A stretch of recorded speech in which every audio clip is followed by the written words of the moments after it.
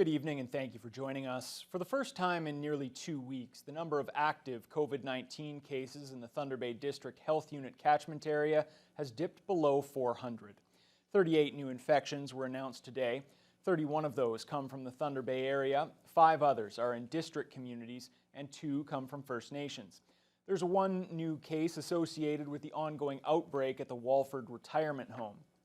16 close contact cases are among those sharing a household with someone who's already been infected, while 10 more come from close contact outside the home. 11 exposure sources are still unknown at this time. In all, our total case count has risen to 2,571. There are now 399 active cases, the lowest number since March 6th. Meanwhile, at the regional hospital, there are now 40 COVID-19 patients receiving treatment. 13 of those are in intensive care. Overall, the hospital is about 73% full. 84% of all hospital staff and volunteers have now received their first shot of the vaccine. Well, with Canada's vaccination program well underway, Ontario now says it's ahead of schedule and is ready to expand its rollout. As of next week, the province is lowering the age threshold to include people 75 and older, and an additional 350 pharmacies will also be authorized to administer the AstraZeneca vaccine, though it's still unclear if it will be available here in Thunder Bay. Colin DeMello has more on the provincial strategy.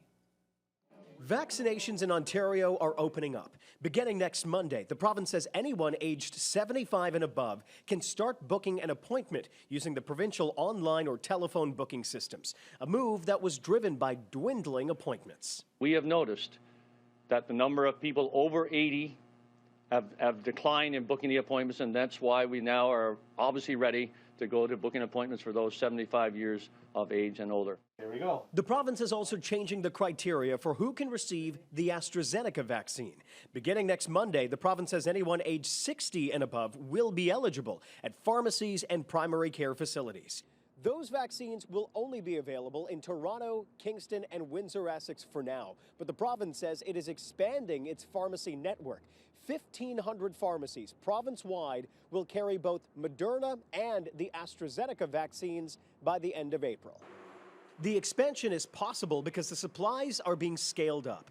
1.5 million doses of AstraZeneca coming in from the U.S. this month, and 5 million Pfizer and Moderna in the next 2 weeks.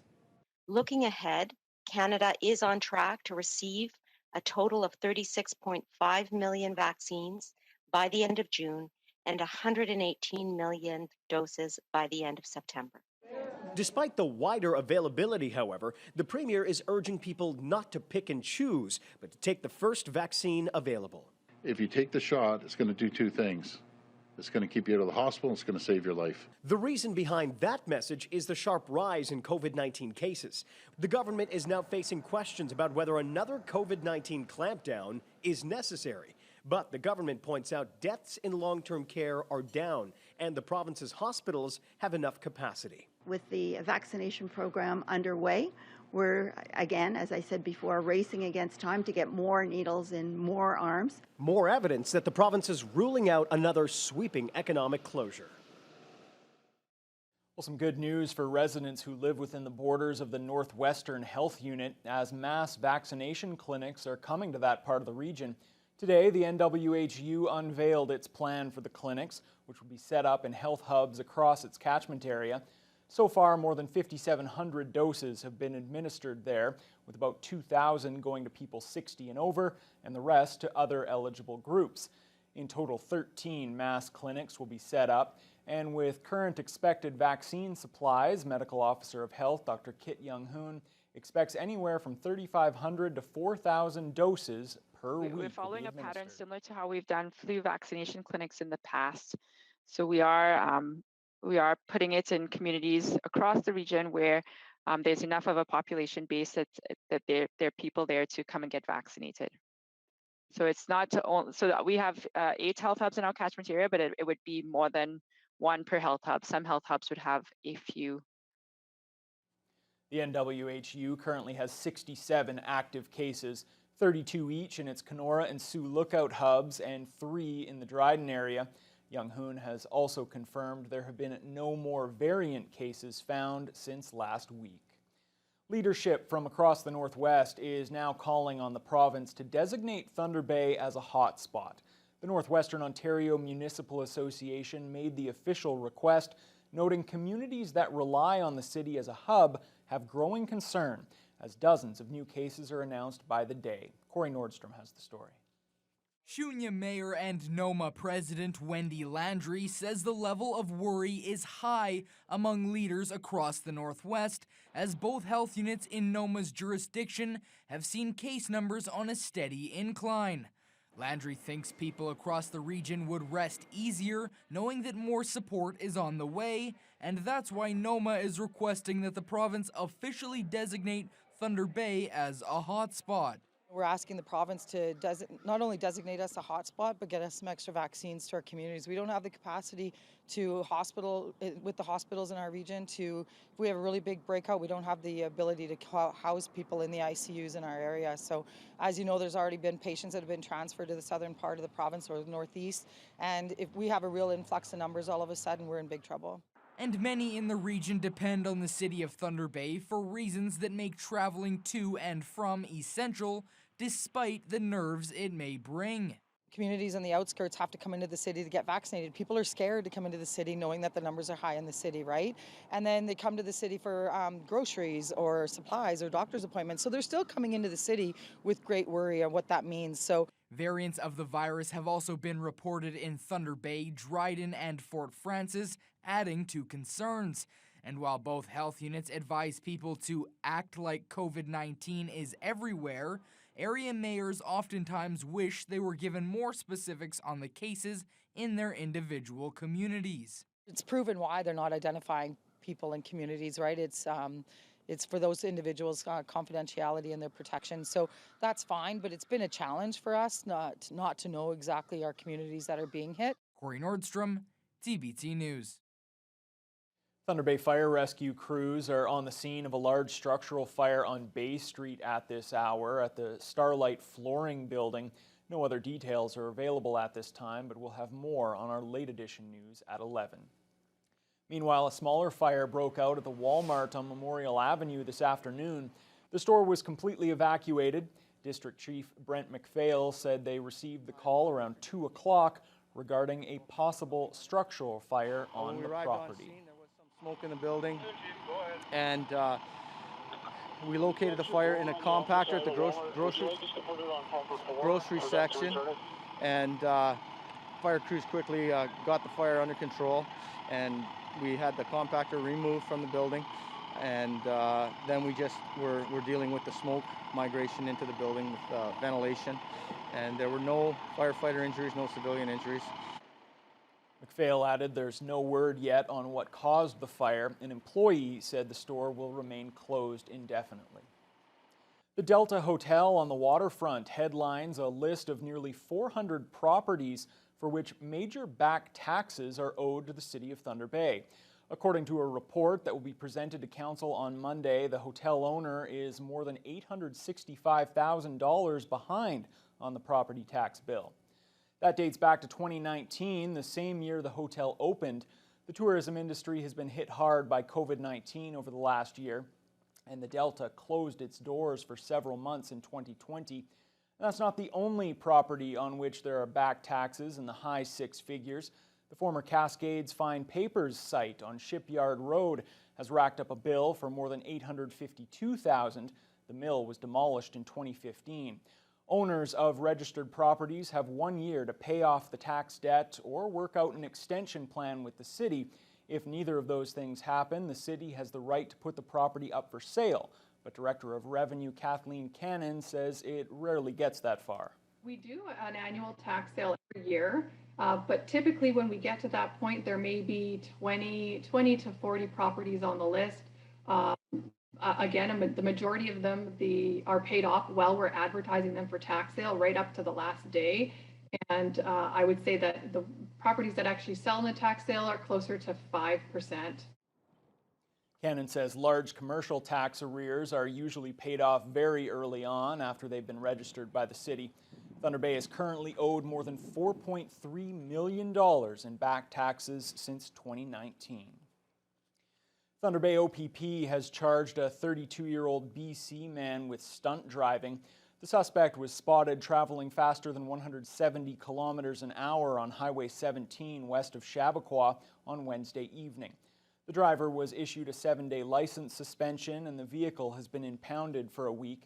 He also faces a minimum penalty of $2,000 for a first-time offense, but the fine can rise to $10,000 with 6 months in jail and a 2-year license suspension if he's convicted. Meanwhile, a 51-year-old man from Fort Frances was arrested Wednesday night on his 7th impaired driving charge. The suspect has 5 previous convictions and is awaiting trial for a 6th offense. Officers from the Rainy River OPP observed the man, who is known to police as a disqualified driver, driving on Kings Highway. A breathalyzer test confirmed he was impaired. Although he's already suspended for life, his driving privileges have been suspended again for 90 days and the vehicle impounded for that same length of time. The federal and provincial governments have announced a massive effort to invest in 37 clean water, wastewater, and stormwater infrastructure improvement projects for First Nation communities across Ontario, and 20 of those are here in the Northwest. Ottawa is investing $69.5 million through the Green Infrastructure Stream, while the province is contributing more than $16.9 million. First Nations are also kicking in $5.8 million of their own money. One of the affected communities, Grassy Narrows First Nation, will see a $3 million replacement for its sewage pumping stations, while Shoal Lake 40 will see subsurface septic system rehabilitation at the cost of $2 million. Ontario Minister of Indigenous Affairs Greg Rickford notes there's still a lot to be done. Health and well-being of Indigenous peoples in their communities across Ontario is an ongoing priority for our government. We're committed to continuing to provide tailored supports to assist First Nations in dealing with the challenges that lie ahead. It's important for me to be clear, we're in it for the long term, and we're making investments and expanding water infrastructure and operations and maintenance, thanks to your advocacy and training programs to ensure we never find ourselves in this situation again. Government officials say they'll continue to work with First Nations partners to make strategic infrastructure investments in communities where they're needed most. The Ontario government has announced 64 long-term care spaces for Rainy River First Nations' new long-term care home on the reserve near Emo. The project is part of the province's $933 million investment in 80 new long-term care facilities. MPP Greg Rickford says he's overjoyed to announce the funding for the facility, and Rainy River Chief Rob McGuinness says the new long-term care home will provide culturally appropriate care for community members for generations to come. There's no time frame yet for construction. The Salvation Army's fundraiser for the new Journey to Life Centre is now in the home stretch, with just $500,000 left to raise toward the $2.5 million goal. The campaign co-chairs are asking for the community's help. The remaining funds will help finish the Journey to Life Centre on Cumberland Street, completing interior renovations, exterior landscaping, and funding various programs for those who reside at the centre.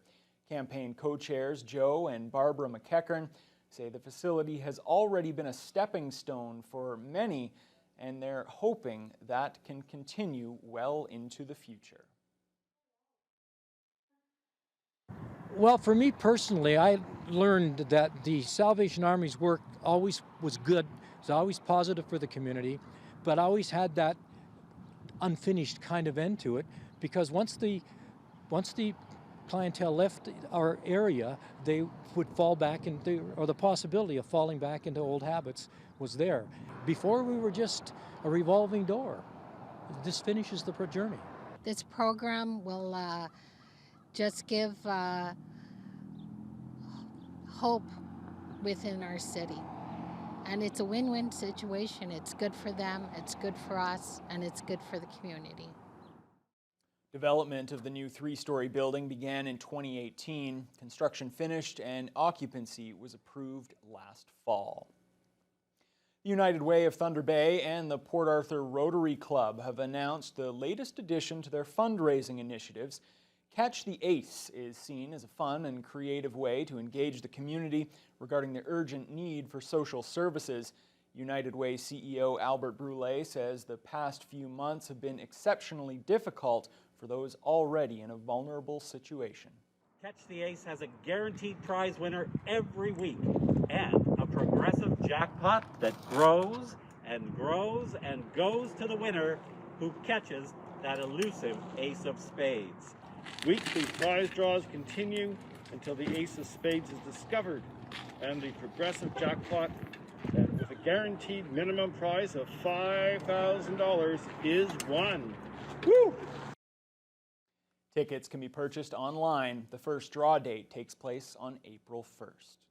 The annual Sunshine List was released today, showing the names and salaries of Ontario public sector workers who earned $100,000 or more.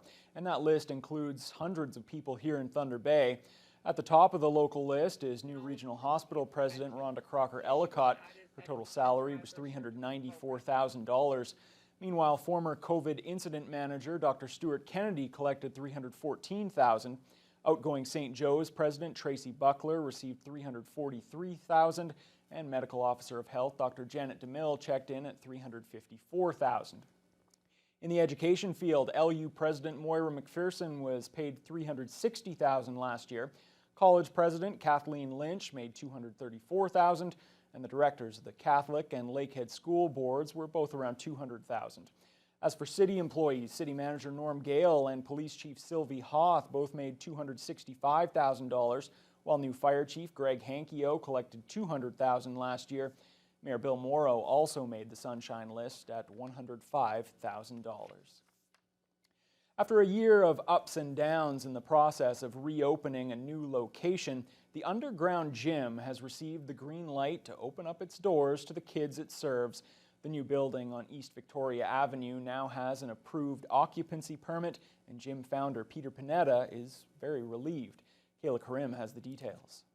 Oh my God, I can't tell you, like I'm the happiest guy in the world right now, eh? After 2 months of renovations, the underground gym has been approved for an occupancy permit by the city. And with that, along with being declared as an essential service by the district health unit, Peter Panetta is officially allowed to open with a capacity of 20 kids. He says the health unit's declaration is crucial for the youth they serve. The reason why I was able to get essential services status is because I'm giving the kids that I work with a safe place to be. Not anymore, but a warm place was a month ago because it was extremely cold. They had a place to go to as well. They're getting fed and they're getting counseled as well. So we sit, we talk, and sometimes things come out and we just chat about things that's hopefully, if they have issues, that we can work them out. A longtime member of the underground gym, Kevin Kitakijic, says it feels great to be back.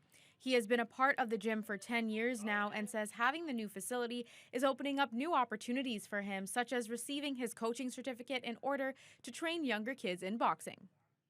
I just wanted to do that just to help Peter on, since there's so many other new members coming through, Peter cannot have one group to himself. There's also I'm gonna help him too as well with another group. Feels good. I actually want to, one of my goals in life I wanted to do, the reason why I got my level 1 boxing. To be a coach. So it feels good, especially helping Peter.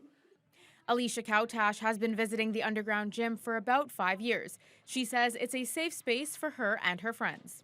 I'm able to feel free and enjoy myself and my friends.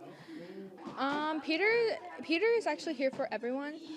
He tries his best to, and it makes them feel good because they have someone to go to whenever it's needed. And I feel like people my age, I'm able to meet new people here and there, and you can talk, be yourself here. It's a really good environment, I think so. Although members are allowed inside, the renovations are not fully complete.